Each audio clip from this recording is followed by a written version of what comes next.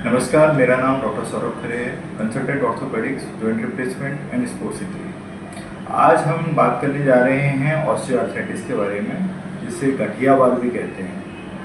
पहले तो समझते हैं ऑस्टियोआर्थराइटिस होता क्या है।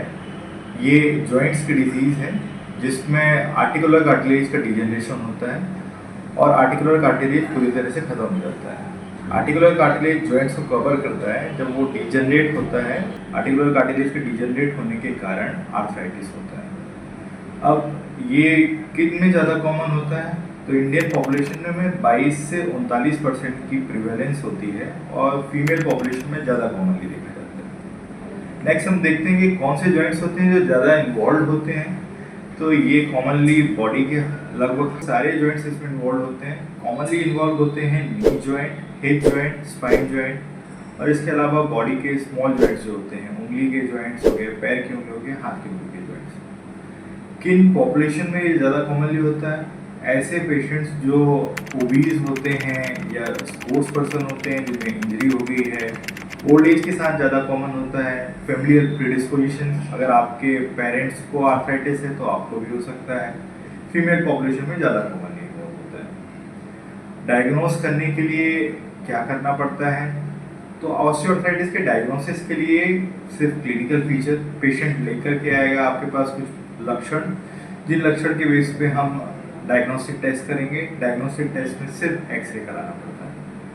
पेशेंट के लक्षण होते हैं कि घुटनों में या किसी जॉइंट में दर्द हो रहा है, कट की आवाज़ आ रही है, सूजन हो रही है, मूवमेंट के साथ में दर्द हो रहा है। एक्सरे कराते हैं तो एक्सरे में 4 तरह के फीचर्स कॉमनली दिखाई देते हैं।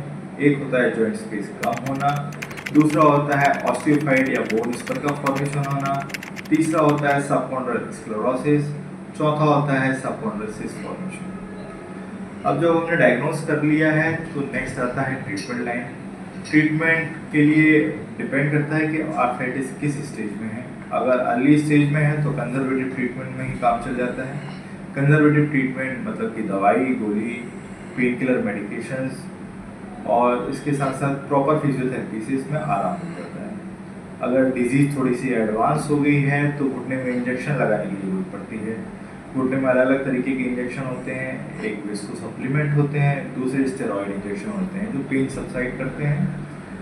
तीसरा, अगर डिजीज़ ज़्यादा एडवांस हो गई है तो कभी कभी घुटने में आर्थ्रोस्कोपिक डिब्राइडमेंट करने से भी फ़ायदा मिलता है। और अगर आर्थराइटिस लास्ट स्टेज में है जिसमें किसी भी चीज़ से कुछ आराम नहीं मिल रहा है तो ऐसी कंडीशन में हमको टोटल जॉइंट रिप्लेसमेंट करना पड़ता है। तो इस तरह से हम समझते हैं कि आपका ट्रीटमेंट इस पर डिपेंड करता है कि आप आर्थराइटिस की किस स्टेज पर हैं। बेहतर लाभ के लिए एसएमसी हॉस्पिटल में आकर के परामर्श लीजिए।